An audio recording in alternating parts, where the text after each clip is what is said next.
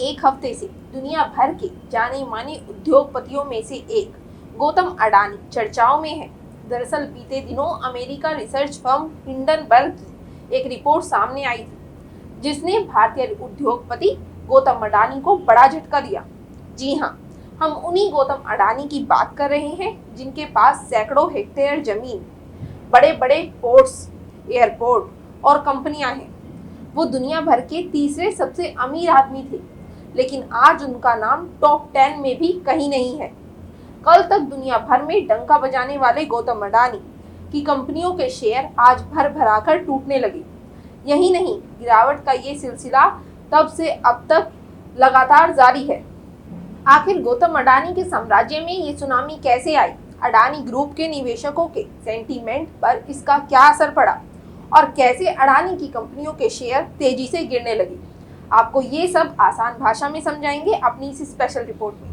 नमस्कार, मैं पिंकी सहगल, आप देख रहे हैं पैंकर न्यूज। आपको बता दें कि बीते दिनों अमेरिका की forensic investment research firm Hindenburg ने अडानी ग्रुप को लेकर अपनी रिपोर्ट पब्लिश की, जिसमें ग्रुप पर कर्ज को लेकर भी दावे किए गए थे। ये रिपोर्ट 106 पन्नों की थी और इसमें 88 सवाल करते हुए अडानी ग्रुप पर गंभीर आरोप लगाए गए। इस रिपोर्ट में कहा गया कि अडानी ग्रुप दशकों से शेयरों के हेरफेर और अकाउंट की धोखाधड़ी में शामिल है। रिपोर्ट में कहा गया कि 3 साल में शेयरों की कीमतें बढ़ने से अडानी ग्रुप के संस्थापक गौतम अडानी की संपत्ति 1 अरब डॉलर बढ़कर 120 अरब डॉलर हो गई। इस दौरान समूह की 7 कंपनियों के शेयर औसत 819% बढ़े हैं। इस रिपोर्ट में आरोप लगाया गया है कि टैक्स हेवन देशों के अडानी ग्रुप की कई मुखौटा कंपनियों का विवरण है। आरोपों के मुताबिक इनका उपयोग भ्रष्टाचार, मनी लॉन्ड्रिंग के लिए किया गया। इन मुखौटा कंपनियों के जरिए फंड की हेराफेरी भी की गई। रिपोर्ट में आगे कहा गया कि बड़े पैमाने पर शेयरों को गिरवी रखकर कर्ज लिया गया। रिपोर्ट जारी करने के बाद हिंडनबर्ग ने कहा कि अगर गौतम अडानी पारदर्शिता को अपनाते हैं, जैसा कि वो दावा करते हैं, तो उन्हें इन सब का जवाब देना चाहिए। हालांकि इसके बाद अडानी ग्रुप ने भी अपने ऊपर लगे इन सभी आरोपों का जवाब दिया और ग्रुप ने उन पर लगे इन सभी आरोपों का फर्जी बताया। उन्होंने हिंडनबर्ग रिसर्च पर उचित शोध न करने और कॉपी पेस्ट करने का आरोप लगाया और कहा कि हिंडनबर्ग रिपोर्ट हमारे शेयरधारकों और सार्वजनिक निवेशकों की कीमत पर मुनाफाखोरी करने के स्पष्ट इरादे से बनाई गई है। ये एक हेरफेर करने वाला दस्तावेज है जो हितों के टकराव से भरा हुआ है और केवल गलत लाभ दर्ज करने के लिए प्रतिभूतियों में एक झूठा बाजार बनाने के उद्देश्य से है, जो स्पष्ट रूप से भारतीय कानून के तहत धोखाधड़ी का गठन करता है। उन्होंने आगे कहा कि ये सिर्फ उनकी कंपनी पर हमला नहीं है, बल्कि भारतीय संस्थाओं की स्वतंत्रता, अखंडता और गुणवत्ता और भारत की विकास की कहानी और महत्वाकांक्षा पर एक सुनियोजित हमला है। आपको बताते चले कि हिंडनबर्ग की इस रिपोर्ट के बाद से ही अडानी ग्रुप के निवेशकों के सेंटीमेंट पर ऐसा असर पड़ा है कि गौतम अडानी की कंपनियों के शेयर भर भराकर टूटने लगे हैं। यही नहीं, गिरावट का ये सिलसिला तब से अब तक लगातार जारी है। शेयरों में जारी गिरावट के चलते गौतम अडानी की नेटवर्थ में हर रोज कमी आ रही है। मंगलवार को ही अडानी टॉप 10 बिलियनियर्स की लिस्ट से बाहर हुए थे, वही अब वे खिसक कर 15वें पायदान पर पहुंच गए हैं। फोर्ब्स की रियल टाइम बिलियनियर्स इंडेक्स के मुताबिक गौतम अडानी की नेटवर्थ में बीते 24 घंटे में ही 13.1 अरब डॉलर की कमी आई है और अब उनकी कुल संपत्ति महज 75.1 अरब डॉलर रह गई है। बीते साल 2022 में गौतम अडानी दुनिया के और अमीरों के मुकाबले में सबसे ज्यादा कमाई करने वाले अरबपति रहे थे और टॉप 10 की लिस्ट में दूसरे नंबर पर पहुंच गए थे। वहीं नया साल 2023 उनके लिए अच्छा साबित नहीं हुआ। पहले जेफ बेजोस ने उन्हें पीछे छोड़ा और अडानी चौथे नंबर पर खिसक गए। वहीं हिंडनबर्ग की रिसर्च रिपोर्ट आने के बाद से हर दिन के साथ वो लिस्ट में पिछड़ते चले गए।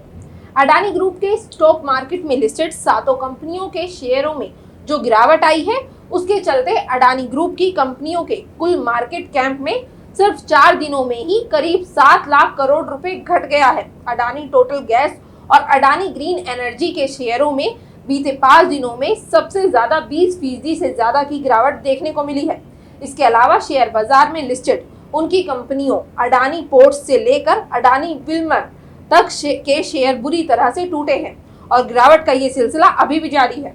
बजट डे यानी बुधवार को शेयर बाजार में कारोबार के दौरान गौतम अडानी की कंपनियों के शेयरों में आई गिरावट की बात करें तो अडानी एंटरप्राइजेज लिमिटेड के शेयर सबसे ज्यादा टूटे। कंपनी के स्टॉक 26.70% या 794.15 रुपए की गिरावट के साथ 2179.75 रुपए के स्तर पर बंद हुए। इसके बाद अडानी पोर्ट्स के शेयर 17.73% या 108.65 रुपए से फिसलकर 504 रुपए पर बंद हुए। अडानी ग्रुप की 5 कंपनियों के स्टॉक में आज यानी गुरुवार को कारोबार शुरू होने के बाद से ही लोअर सर्किट लग गया। इनमें अडानी पावर लिमिटेड 4.98% टूटकर 202.05 रुपए पर, अडानी विलीमर लिमिटेड 5% गिरकर 421 रुपए, अडानी ग्रीन एनर्जी लिमिटेड के स्टॉक 10% फिसलकर 1039.85 रुपए, अडानी टोटल गैस लिमिटेड के शेयर 10% गिरकर 1707.70 रुपए और अडानी ट्रांसमिशन लिमिटेड के स्टॉक 10% की गिरावट के साथ 1551.15 रुपए पर ट्रेड कर रहे थे। अडानी एंटरप्राइजेज लिमिटेड के शेयरों में बीते दिन आई जोरदार गिरावट का असर ऐसा हुआ कि गौतम अडानी को अपना 20,000 करोड़ रुपए का एफपीओ तक वापस लेना पड़ा, जिसके पीछे की वजह बताते हुए अडानी एंटरप्राइजेज लिमिटेड के चेयरमैन गौतम अडानी ने कहा कि मार्केट में उतार चढ़ाव को देखते हुए कंपनी के बोर्ड ने एफपीओ को रद्द करने का फैसला लिया है। अडानी ग्रुप के चेयरपर्सन गौतम अडानी ने कहा कि शेयर बाजार में हलचल और मार्केट में उठापटक को देखते हुए कंपनी का उद्देश्य अपने निवेशकों के हितों का रक्षा करना है, इसलिए हम एफपीओ से प्राप्त रकम को वापस करने जा रहे हैं और इससे जुड़े लेन देन को खत्म कर रहे हैं।